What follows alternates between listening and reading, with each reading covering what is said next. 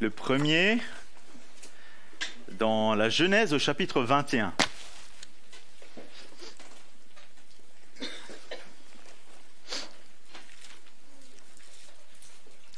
Genèse 21, nous lirons les 21 premiers versets. Genèse 21, les 21 premiers versets. Lisons.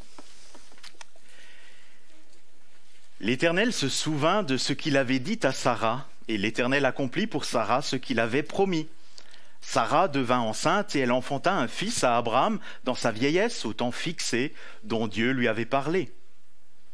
Abraham donna le nom d'Isaac au fils qui lui était né et que Sarah lui avait enfanté. Abraham circoncit son fils Isaac âgé de 8 jours, comme Dieu le lui avait ordonné. Abraham était âgé de 100 ans à la naissance d'Isaac, son fils. Et Sarah dit: Dieu m'a fait un sujet de rire. Quiconque l'apprendra rira de moi. Elle ajouta: Qui aurait dit à Abraham, Sarah allaitera des enfants? Cependant, je lui ai enfanté un fils dans sa vieillesse. L'enfant grandit et fut sevré, et Abraham fit un grand festin le jour où Isaac fut sevré. Sarah vit rire le fils qu'Agar l'Égyptienne avait enfanté à Abraham. Et elle dit à Abraham: Chasse cette servante et son fils, car le fils de cette servante n'héritera pas avec mon fils, avec Isaac. Cette parole déplut fort aux yeux d'Abraham à cause de son fils. Mais Dieu dit à Abraham: Que cela ne déplaise pas à tes yeux à cause de l'enfant de ta servante. Accorde à Sarah tout ce qu'elle te demandera, car c'est d'Isaac que sortira une postérité qui te sera propre. Je ferai aussi une nation du fils de ta servante, car il est ta postérité. Abraham se leva de bon matin. Il prit du pain et une outre d'eau, qu'il donna à Agar et plaça sur son épaule. Il lui remit aussi l'enfant et la renvoya. Elle s'en alla et s'égara dans le désert de Beer-Shéba. Quand l'eau de l'outre fut épuisée, elle laissa l'enfant sous un des arbrisseaux. Et alla s'asseoir vis-à-vis à une portée d'arc, car elle disait: Que je ne vois pas mourir mon enfant. Elle s'assit donc vis-à-vis de lui, éleva la voix et pleura. Dieu entendit la voix de l'enfant. Et l'ange de Dieu appela du ciel Agar et lui dit: Qu'as-tu, Agar? Ne crains point, car Dieu a entendu la voix de l'enfant dans le lieu où il est. Lève-toi, prends l'enfant, saisis-le de ta main, car je ferai de lui une grande nation. Et Dieu lui ouvrit les yeux. Et elle vit un puits d'eau. Elle alla remplir d'eau l'outre et donna à boire à l'enfant. Dieu fut avec l'enfant, qui grandit, habita dans le désert et devint tireur d'arc. Il habita dans le désert de Paran, et sa mère lui prit une femme du pays d'Égypte. Jusqu'ici notre première lecture. Nous allons maintenant dans les Actes des Apôtres au chapitre 15. D'abord dans Galates, je vais les prendre dans l'ordre. D'abord dans Galates, dans l'épître aux Galates, chapitre 4. Donc d'abord dans Galates 4, dans ce chapitre, nous lirons des versets 21 à 31. Paul, inspiré par l'Esprit, écrit aux Galates: Dites-moi, vous qui voulez être sous la loi, ne comprenez-vous point la loi? Car il est écrit qu'Abraham eut 2 fils, un de la femme esclave et un de la femme libre. Mais celui de l'esclave naquit selon la chair, et celui de la femme libre naquit en vertu de la promesse. Ces faits ont une valeur allégorique, car ces femmes sont 2 alliances. l'une du mont Sina, enfantant pour la serviture, c'est Agar, car Agar, c'est le mont Sina en Arabie, et elle correspond à la Jérusalem actuelle, qui est dans la servitude avec ses enfants. Mais la Jérusalem d'en haut est libre, c'est notre mère, car il est écrit « Réjouis-toi, stérile, qui n'enfante point. Éclate et pousse des cris, toi qui n'as pas éprouvé les douleurs de l'enfantement. Car les enfants de la délaissée seront plus nombreux que les enfants de celle qui étaient mariée. Pour vous, frères, comme Isaac, vous êtes enfants de la promesse. Et de même qu'alors celui qui était né selon la chair persécutait celui qui était né selon l'esprit, ainsi en est-il maintenant.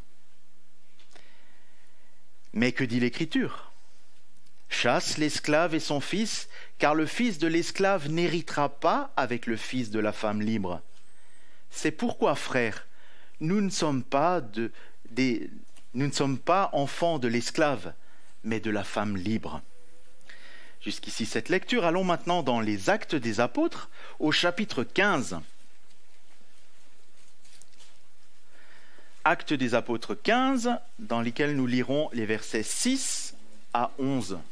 Acte 15, versets 6 à 11.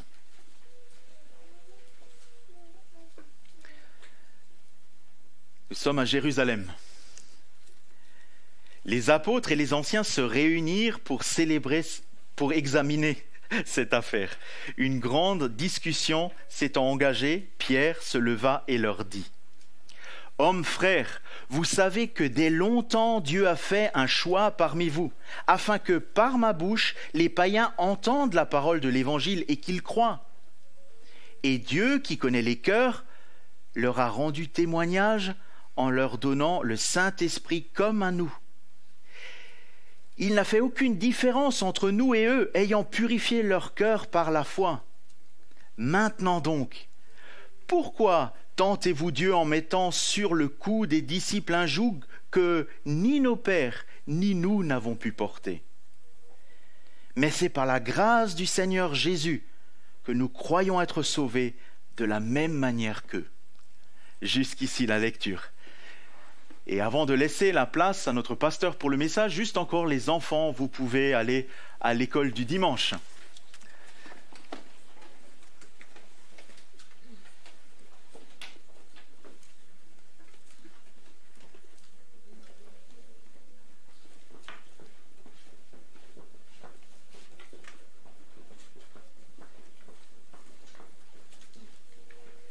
Et si vous le désirez, il y a encore des questionnaires pour vous aider à suivre la prédication. Levez la main si vous voulez un questionnaire. Loïs, c'est ça? Oui. Ah, d'accord. Alors, un questionnaire pour Loïs. D'autres en veulent aussi? Non? C'est bon?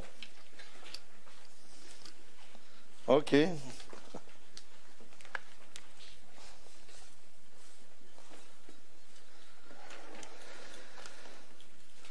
Alors, on poursuit notre série sur la vie du patriarche Abraham.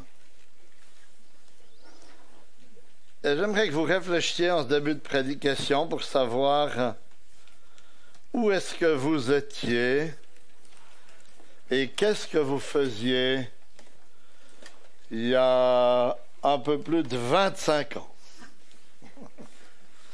Il y en a qui rient parce qu'ils n'étaient même pas là, ils n'existaient même pas. Hein? Qu'est-ce que vous étiez? Quelles étaient vos préoccupations il y a 25, 30 ans? Ça, c'est le temps qui s'est écoulé depuis le début de l'histoire d'Abraham jusqu'au chapitre 21 que nous allons étudier ensemble ce matin. Et dans lequel on va voir le début de la réalisation des promesses de Dieu envers Abraham. Plus que 25 ans. Vous voyez, c'est instructif pour nous de voir comment les choses se passent et comment les promesses de Dieu se réalisent dans l'histoire. Parce que parfois, dans notre vie chrétienne, on a une idée très précise sur la manière dont nous pensons que les promesses de Dieu devraient se réaliser dans notre vie. En général, on n'aimerait pas attendre 25 ans pour leur réalisation, 25 ans ou plus.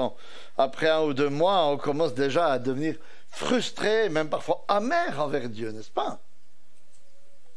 Alors que bien souvent, si les promesses ne se réalisent pas, c'est parce que nos attentes ne correspondent pas à ce que Dieu a promis, ou que nous oublions aussi qu'il est souverain dans l'accomplissement de ses promesses. Et vous voyez, notre série sur Abraham a commencé à la fin du chapitre 11 de la Genèse, quand Dieu s'est adressé à lui alors qu'il habitait Our des Chaldéens, dans le territoire de Babylone, et qu'il avait moins de 75 ans. Puis il a reçu un deuxième appel au chapitre 12, après le décès de son père, alors qu'il était à mi-chemin entre Our des Chaldéens et le territoire de Canaan. Il était à Haran. Et avec cet appel, il y avait la promesse qu'il deviendrait père d'une grande nation. À cette époque-là, il avait 75 ans. C'est le chapitre 12, versets 2 à 5. Et depuis lors, on l'a accompagné au gré de circonstances variées pendant les 25 ans qui ont suivi. On a vu que, bien qu'il soit le père des croyants, il n'était pas toujours exemplaire. Bien que sa foi soit louée dans le Nouveau Testament, il n'était pas différent de nous, avec des hauts, des bas, des désobéissances à répétition, même dans les mêmes péchés. Mais on a aussi vu des actes de foi extraordinaires qui lui ont permis d'avoir la victoire sur plusieurs rois, de rencontrer Melchisédek, d'entrer dans l'intimité de Dieu et d'oser le prier avec hardiesse, avec courage.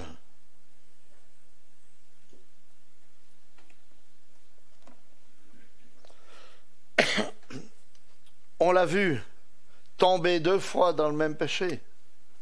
On l'a vu essayer d'aider Dieu dans l'accomplissement de sa promesse, en lui donnant un enfant au moyen de la servante de Sarah, Agar, qu'on va retrouver ici encore dans notre récit ce matin.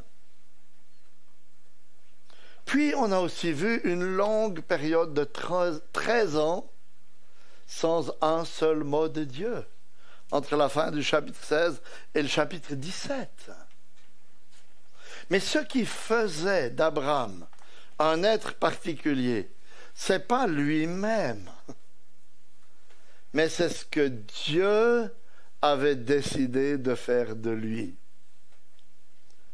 voyez, c'est pas les actes d'Abraham qui étaient extraordinaires, mais c'est le fait que Dieu l'ait choisi et soit entré en alliance avec lui, une alliance inconditionnelle qui reposait exclusivement sur la grâce de Dieu et pas sur les mérites d'Abraham. Et c'est pourquoi nous le trouvons encore 25 ans plus tard, toujours dans cette histoire. C'est pas parce qu'il a été fidèle. Il a été largement infidèle. C'est parce que Dieu a été fidèle.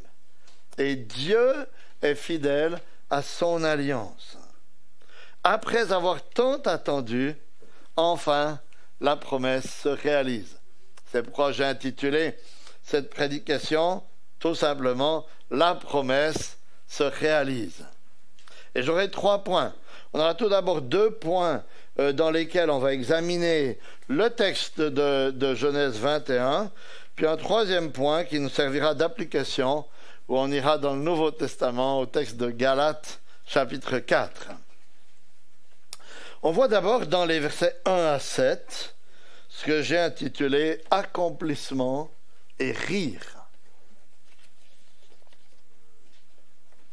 Est-ce que vous avez un calendrier ou un agenda à la maison? À quoi est-ce que ça sert? Ça sert à noter les rendez-vous à ne pas rater. Et dans ces versets, nous voyons que dans un certain sens, Dieu avait aussi, ou a aussi, un agenda. Parce qu'il avait noté un rendez-vous à ne pas rater avec Abraham et Sarah. C'est ce qui nous est dit au début du verset 2. Sarah devint enceinte et donna un fils à Abraham dans sa vieillesse, au temps fixé dont Dieu lui avait parlé. Dieu avait fixé un temps dans son agenda pour Abraham et Sarah, le temps où il allait donner un fils à Sarah. Et il avait fixé que ce temps serait le temps de la vieillesse. Parce que Dieu avait décidé que c'était le temps qui serait propice à la réalisation de sa promesse dans la vie d'Abraham et de Sarah. Alors, pourquoi est-ce que Dieu a attendu si longtemps avant de leur donner leur fils? C'était afin qu'il soit clair aux yeux de tous que cet enfant n'était pas né d'une manière naturelle. Il n'y avait plus aucune chance. Parce que le corps d'Abraham, le corps de Sarah était atteint par la mort. Il n'était plus en état de procréer. Et il fallait qu'il en soit ainsi. Pour que cet enfant soit un vrai miracle de Dieu. Et c'est à ce moment-là, vous voyez, verset 1er, que l'Éternel intervint en faveur de Sarah, comme il l'avait dit. Il lui avait annoncé l'année précédente, lors de sa visite. Et pendant tout ce temps, Dieu n'avait pas oublié sa promesse. Dieu n'avait pas oublié Abraham et Sarah, mais il attendait simplement le temps propice pour l'accomplir.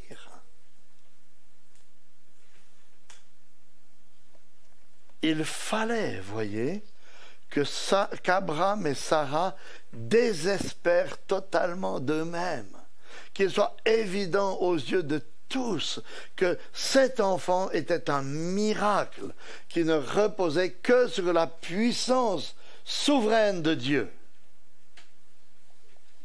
Cette fois, l'enfant naît miraculeusement. Abraham le tient dans ses bras un peu chancelant de grand-papa de 100 ans. Et sans doute un peu émerveillé par cette réponse extraordinaire de Dieu. Et que fait-il? Il se soumet aux ordres qu'il avait reçus de Dieu. Il y avait 2 ordres qu'il avait reçus au chapitre 17. Il devait circoncire l'enfant après 8 jours et il devait l'appeler Isaac. Chapitre 17, versets 12 et 19. Et que fait-il? Regardez, versets 3 et 4 ici. Abraham appela Isaac, le fils qui lui était né, celui que Sarah lui avait donné. Abraham circoncit son fils Isaac, âgé de 8 jours, comme Dieu le lui avait ordonné. Abraham se soumet exactement aux ordres qu'il a reçus de Dieu. Il circoncit son fils le 8e jour. Il l'appelle Isaac, qui veut dire rire. Est-ce que vous aimeriez être appelé rire? Quand on est à l'école et puis on dit rire, viens ici, rire, viens par là. Vous voyez, c'est vraiment ça. Isaac, nous, ça sonne joli. Mais en hébreu, ça veut vraiment dire rire. Alors, pourquoi est-ce que Dieu a voulu qu'Isaac s'appelle rire? Parce que sa naissance a été entourée de rires variés. Et vous savez, il existe plusieurs sortes de rires, n'est-ce pas? Chez Abraham et Sarah, il y avait tout d'abord eu des rires d'incrédulité, de doute. Ouais. Parce que quand ils ont entendu la promesse de Dieu avec l'âge qu'ils avaient, chapitre 17, 17 et 18, 12, ils se sont dit, c'est pas possible. Hein? C'était le doute, l'incrédulité. Et sans doute que c'est une peut-être la raison principale pour laquelle Isaac s'est appelé ainsi. Et essayez d'imaginer pour ses parents. Chaque fois qu'il l'appelait, ça devait leur rappeler leurs doutes. Isaac, viens manger. Rire, viens manger. Rire, va ranger ta tente, pas ta chambre. Donc, vous voyez, à chaque instant, chaque fois qu'ils appelaient ce nom, ça devait leur rappeler, en fait, leurs doutes. Mais pas seulement leurs doutes. Parce que dans le texte d'aujourd'hui, il me semble qu'on a d'autres sortes de rires. Il y a des rires d'émerveillement. Des rires de reconnaissance lorsqu'ils voient la promesse de Dieu se réaliser. Je crois que c'est dans ce sens-là qu'il faut comprendre les versets 6 et 7. C'est alors que Sarah dit « Dieu a fait de moi la risée des gens. Quiconque l'apprendra rira à mon sujet. » Elle ajouta « Qui aurait dit à Abraham et Sarah à Abraham que Sarah allaiterait des enfants. » Vous voyez, il semble que le rire ici, c'est plutôt une sorte d'émerveillement. Qui aurait dit à Abraham que Sarah allait allaiter des enfants? Quelle merveille! C'est un rire semblable à celui des captifs revenus de l'exil après Babylone, et dont il est parlé dans le psaume 126, versets 1 et 2. Il est dit « Quand l'Éternel ramena les captifs de Sion, nous étions comme ceux qui font un rêve. Alors notre bouche riait de joie, et notre langue poussait des cris de triomphe. Alors on disait parmi les nations, l'Éternel a fait pour eux de grandes choses. » Vous voyez, je crois que c'est ce genre de rire qui est là maintenant. Des rires de joie. L'Éternel a fait des choses inimaginables pour Abraham et pour Sarah qui allaitent à l'âge de 90 ans. Et il y a encore d'autres sortes de rires qu'on verra tout à l'heure. Mais avant d'aller plus loin, arrêtons-nous quelques instants pour réfléchir à ce que nous apprenons de ce texte. Parce que tant le moment auquel Dieu intervient que le prénom d'Isaac ont pour but, je crois, de souligner que rien n'est impossible à Dieu dans la réalisation de ses promesses. Et on ne doit jamais oublier ça dans notre vie chrétienne. Notre Dieu est le Dieu de l'impossible. Est-ce que vous pensez que les gens qui se faisaient voler par Zachée quand ils récoltaient les impôts pensaient qu'un jour cet argent serait le meilleur placement de leur vie? Jamais. Je leur ai dit impossible. Pourtant, c'est ce qui est arrivé. Parce que lorsque Zachée est devenu un disciple de Jésus, il a rendu l'argent volé au quadruple. Quelle banque vous donne des intérêts comme ça? Il devait se dire impossible. Et l'Éternel l'a fait. Et si vous aviez été chrétien dans l'Église primitive que Paul persécutait et qu'on vous avait dit qu'il allait devenir un chrétien, vous auriez dit impossible, n'importe qui, mais pas lui. Que s'est-il passé? Dieu l'a fait. Et si on vous avait dit qu'il y aurait beaucoup plus de chrétiens dans les pays communistes après la persécution qu'avant la persécution. Et moi, j'ai un peu vu tout ça se passer aussi, avec mes cheveux blancs maintenant. On disait, impossible, il n'y aura plus de chrétiens dans les pays de l'Est. Et quand le mur de Berlin est tombé, waouh, il y en avait beaucoup plus qu'avant. Impossible? Non, parce que notre Dieu est le Dieu de l'impossible. Alors je vous encourage à réfléchir à vos luttes, aux luttes que vous avez, aux promesses que Dieu a faites dans sa parole et qui, pour le moment, ne se sont pas encore réalisées dans votre vie. Regardez-les à la lumière de l'agenda de Dieu et pas à la lumière de votre agenda. Regardez-les aussi à la lumière de sa toute-puissance. Apportez-lui ses préoccupations avec confiance. Attendez-vous à lui avec foi, afin que vous puissiez rire d'émerveillement. lorsque l'Éternel répondra à sa promesse, lorsqu'il accomplira sa promesse. Accomplissement et rire, puis moquerie et sanglots, dans les versets 8 à 21. Verset 8, Isaac a grandi, l'enfant grandit et fut sevré. Abraham fit un grand festin le jour où Isaac fut sevré. Isaac a grandi, voilà le moment de le sevrer qui arrive. À l'époque, c'était une étape importante de la vie d'un enfant qui avait lieu autour des 3 ans et qui était marquée par une fête. C'était le passage, vous voyez, du statut de nourrisson à celui d'enfant. Et on réunissait la famille pour cette occasion. Et c'est ce qui se passe chez Abraham et Sarah, qui font un grand festin. Verset 8, on le voit bien. Hein? Alors qu'ils sont là en fête, tous réunis, toute la famille, que se passe-t-il? Verset 9, Sarah voit Ismaël rire.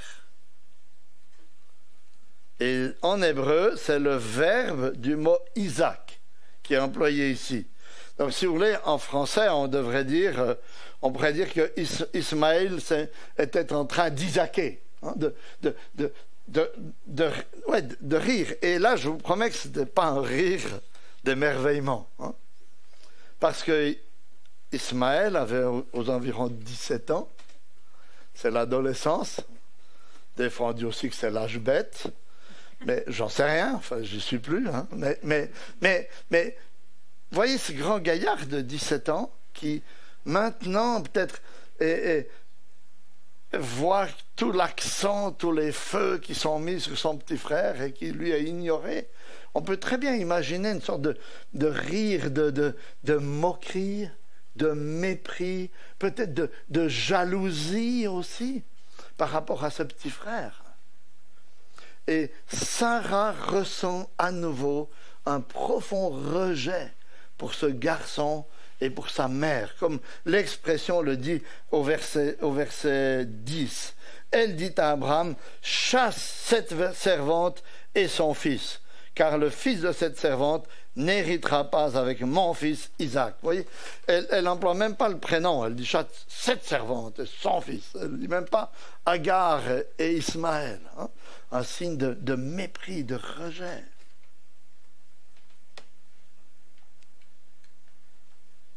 Sa motivation n'est pas très pure, hein, car ce garçon est le fruit de son stratagème, en fait, pour aider Dieu dans l'accomplissement de sa promesse. Et on découvre ici, vous voyez, que nos péchés ont des conséquences. Souvent, nos péchés ont des conséquences qu'on doit assumer tout au long de notre vie. Dans leur espèce de stratégie pour aider Dieu, ils ont péché gravement en doutant de Dieu, et ce fils Ismaël trouble leur paix pendant une longue période, et même plus qu'une longue période. On peut dire, je crois que ce fils Ismaël trouble la paix du peuple de Dieu tout au long de son histoire. Parce que leur péché a des conséquences. Sa motivation n'est pas très pure, mais son but est juste aux yeux de Dieu. Parce qu'elle ne veut pas que Ismaël hérite avec Isaac. Et Dieu est d'accord avec elle, puisque Dieu lui-même demande ou acquiesce à sa demande et demande à Abraham de chasser cet enfant. Verset 12. Mais Dieu dit à Abraham, n'aie pas de déplaisir à cause du garçon et de ta servante, accorde à Sarah tout ce qu'elle te demande, car c'est par Isaac que tu auras une descendance qui porte ton nom. Je ferai aussi une nation du fils de ta servante, car il est ta descendance.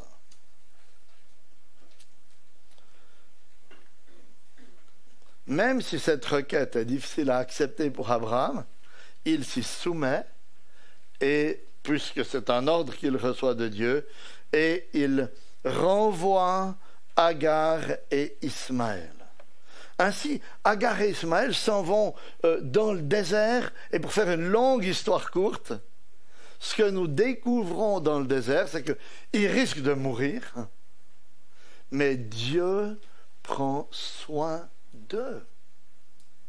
Dieu va envoyer son ange pour les secourir, pour leur donner à boire, et afin qu'ils puissent afin qu'ils puissent vivre, et même qu'Ismaël puisse devenir l'ancêtre d'une grande nation. Le chapitre 25 de la Genèse, versets 12 à 18, nous montre que 12 princes vont descendre d'Ismaël.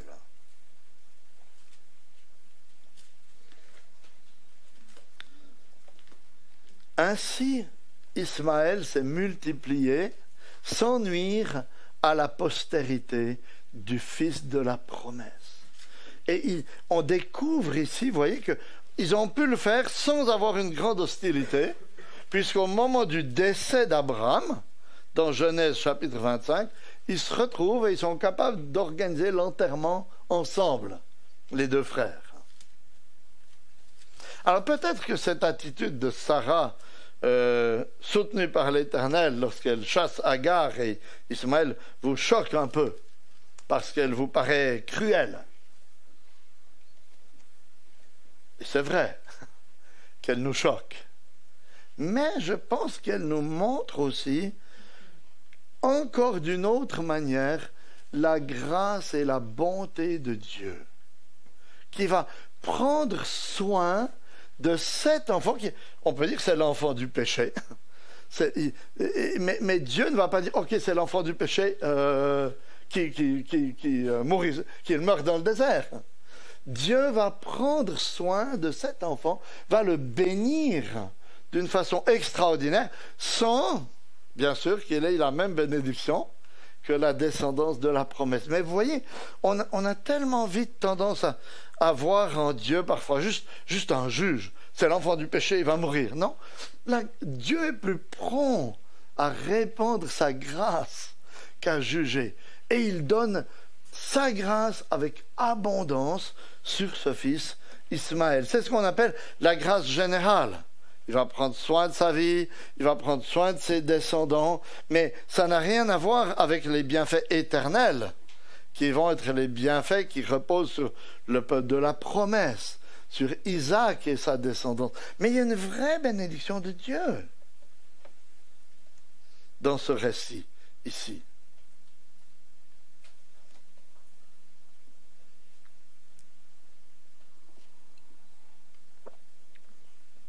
Et on peut résumer la différence, je pense, entre les soins que Dieu accorde envers Ismaël et les soins qu'il accorde à Isaac en disant « Dieu prend soin de tous les hommes à certains égards et il prend soin de son peuple à tous égards. » Voilà la différence, vous voyez, deux manifestations de sa grâce, mais à des degrés différents. Et c'est ce qui va se manifester dans toute la suite de l'histoire des patriarches encore. C'est pourquoi, arrivé ici, il me semble important de m'adresser à vous qui n'êtes pas encore chrétiens ce matin et qui vivez une vie paisible, une vie riche, une vie agréable sur terre, un peu comme Ismaël va la vivre en fait. Chers amis, il faut que vous sachiez que ces choses bonnes que vous avez, que vous recevez jour après jour, proviennent de Dieu, même si vous n'en êtes pas conscient, de Dieu qui les répand sur vous avec bonté, malgré peut-être votre indifférence, malgré votre mépris pour sa personne et pour ses dons. Mais ces bienfaits qu'il répand sur vous sont des bienfaits passagers, des bienfaits éphémères, en comparaison à la richesse de l'héritage qu'il réserve à tous ceux qui sont au bénéfice de son alliance, de ses promesses et de son salut.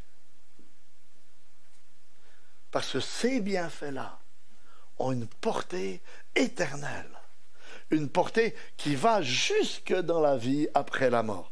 Et c'est ce qu'on va découvrir maintenant avec le troisième point. Enfin, vous voyez, si on n'avait pas le Nouveau Testament, on pourrait s'arrêter là et puis dire, ouais, c'est une histoire de famille qui a des embrouilles à cause du péché dans la famille, un peu comme dans toutes les familles. Et puis, point final. Mais en fait, l'apôtre Paul reprend ce récit pour nous montrer qu'il y a dans cette histoire ce qu'il appelle une allégorie. Et c'est le troisième point maintenant. Et dernier point. Allégorie et application. J'invite à tourner dans votre Bible à Galates, cette fois, chapitre 4, à partir du verset 21.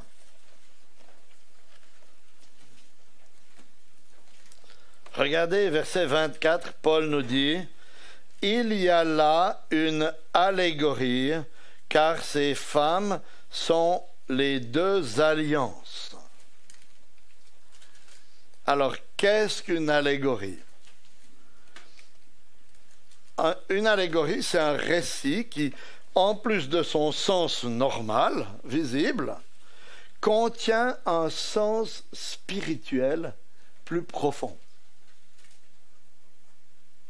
Donc, ce que Paul nous dit ici, c'est que dans cette histoire de ces deux mères et de ces deux frères, il y a un sens spirituel qui n'apparaît pas à première vue quand on lit cette histoire. Et si Paul peut dire une chose pareille, c'est parce qu'il est inspiré par le Saint-Esprit. Et on doit faire très attention à ne pas commencer à prendre cette manière d'interpréter la parole de Paul et de l'appliquer à tout l'Ancien Testament. Parce que c'est la seule fois dans tout le Nouveau Testament où on trouve ce mot allégorie. Et les auteurs du Nouveau Testament n'ont pas commencé à raconter à avoir toutes sortes de sens spirituels derrière les histoires. Un père de l'Église était fameux pour ça, il s'appelle Origène. Il a commencé à voir toutes sortes d'histoires en laissant son imagination beaucoup vagabonder derrière les histoires de l'Ancien Testament. On doit faire très attention à ne pas le faire parce que c'est la seule fois où il nous est parlé d'une allégorie de l'Ancien Testament, dans le Nouveau Testament. Ainsi, quel est le sens spirituel que Paul dégage de cette histoire? Et comment s'applique-t-il à nous? En fait, Paul nous dit que ces deux femmes, Sarah et Agar, ainsi que leurs deux fils, Isaac et Ismaël, représentent deux alliances différentes. Verset 24. Il y a là une allégorie. Ces deux femmes sont les deux alliances. L'une, celle du mont Sinaï, enfante pour l'esclavage, c'est Agar. Agar, c'est le mont Sinaï en Arabie. Et elle correspond à la Jérusalem actuelle, car elle est dans l'esclavage avec ses enfants. Mais la Jérusalem d'en haut est libre, c'est elle qui est notre mère. Alors, il y a deux alliances, nous dit-il. Il y en a une, Agar et Ismaël, qui représente l'alliance faite par Dieu avec Israël au mont Sinaï. Que s'était-il passé au mont Sinaï? C'est là que Dieu avait donné sa loi à Israël et à Moïse en particulier, après l'avoir délivré de l'esclavage en Égypte, et cette loi avait été scellée sur le mont Sinaï. Quelle était la spécificité de cette loi, de cette alliance? C'est qu'il s'agissait d'une alliance conditionnelle. Il était dit, si vous obéissez au commandement, vous vivrez. Lévitique 18:5, vous garderez mes principes et mes ordonnances, l'homme qui les pratiquera vivra par eux. Donc, c'est une alliance dans laquelle on pouvait obtenir la vie éternelle, si on faisait assez d'efforts humains. Seulement le problème, c'est que aucun être humain n'était capable de faire assez d'efforts. Et cette loi n'a pas servi à procurer la vie au peuple, mais plutôt à démontrer son incapacité à avoir la vie avec Dieu. Mais c'est une alliance, vous voyez, qui reposait sur la chair. C'est ce qui est dit au verset 23. Mais celui de l'esclave, Agar, fut engendré selon la chair. C'est-à-dire selon les efforts de l'homme qui a essayé, Abraham a essayé d'accomplir la promesse en aidant Dieu, en allant vers Agar. Cette alliance-là, vouloir obéir à Dieu par ses propres efforts pour accomplir les promesses de Dieu, c'est l'alliance dans un sens du Sinaï. Et Paul nous dit que cette alliance maintient ses disciples dans l'esclavage, à la fin du verset 25. Pourquoi est-ce qu'il peut dire une chose comme ça? Mais parce que, vous voyez, tant qu'on pense qu'on va obtenir la faveur de Dieu en obéissant à ses commandements, on n'est jamais sûr d'en avoir fait assez. Parce que, est-ce que j'ai fait assez de prières? Je n'aurais pas dû faire 5 minutes de plus. Est-ce que j'ai assez donné? Je n'aurais pas dû donner 10 euros de plus. Et ça maintient dans un esclavage constant pour essayer d'avoir une relation avec Dieu. Ça, c'est la symbolique d'Agar et d'Ismaël, engendrés par les efforts humains. Si vous voulez vous approcher de Dieu par vos propres efforts, c'est comme ça que vous allez être, dans un esclavage constant de ne jamais être sûr d'en avoir fait assez. L'autre alliance, nous dit Paul, c'est Sarah et Isaac, qui représente l'alliance de grâce faite avec Abraham. Et l'alliance de grâce, vous vous souvenez, on l'a vu, c'est une alliance inconditionnelle. Parce que sa réalisation ne dépend pas des efforts humains, mais dépend de l'action miraculeuse, généreuse de Dieu. Et c'est exactement, vous voyez, ce que la conception et la naissance d'Isaac représentaient. Il est né en vertu de la promesse, dit la fin du verset 23. Celui de la femme libre, en vertu, il est né en vertu de la promesse. Il est né pour que la promesse se réalise alors qu'il n'y avait plus aucun espoir humain. Et c'est Dieu qui l'a fait. Parce que Dieu est le Dieu de l'impossible.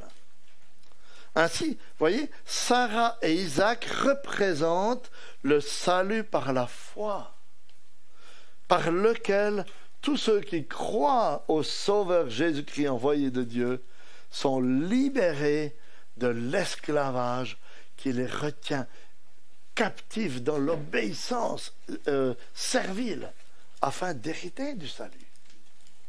C'est pourquoi Sarah est appelée la Jérusalem d'en haut qui est libre au verset 26. Parce que dans la nouvelle alliance, le salut est une réalité qui ne dépend pas de nos œuvres, de nos efforts, mais qui vient de Dieu qui l'accorde à tous ses élus, à tous les enfants de la promesse. Ainsi, dans ces deux récits, dans le récit de ces deux femmes et de ces deux fils, on a en fait tout le message du salut, par la grâce qui est déjà là dans la Genèse. Parce que ces deux alliances représentent deux façons complètement différentes de voies radicalement opposées de s'approcher de Dieu. Deux voies qui s'excluent l'une l'autre. La voie d'Ismaël, c'est la voie du salut par vos propres efforts, pour tenter de vous approcher de Dieu. Mais elle ne fait que vous maintenir dans l'esclavage. Tant que vous chercherez à vous approcher de Dieu par vos propres efforts, vous n'aurez jamais la paix, la tranquillité pour votre âme et vous périrez loin de Dieu. Cette approche du salut met un joug sur l'homme, un poids que personne ne peut porter. C'est ce que Pierre disait dans Acte 15. C'est pour ça qu'on a lu ce texte. Le verset 10, il dit « Maintenant donc, pourquoi tentez-vous Dieu et mettez-vous sur le cou des disciples un joug » il parle de la loi de Moïse, « que nos pères et nous-mêmes, nous n'avons pas été capables de porter. » Pourquoi vous voulez remettre ce joug que nous n'avons pas réussi à supporter? Alors, chers amis, tant que vous essayez de vous approcher de Dieu par vos propres efforts, vos propres pratiques religieuses, vous ne serez jamais libres et vous ne goûterez jamais à l'héritage éternel que Dieu promet à ses enfants.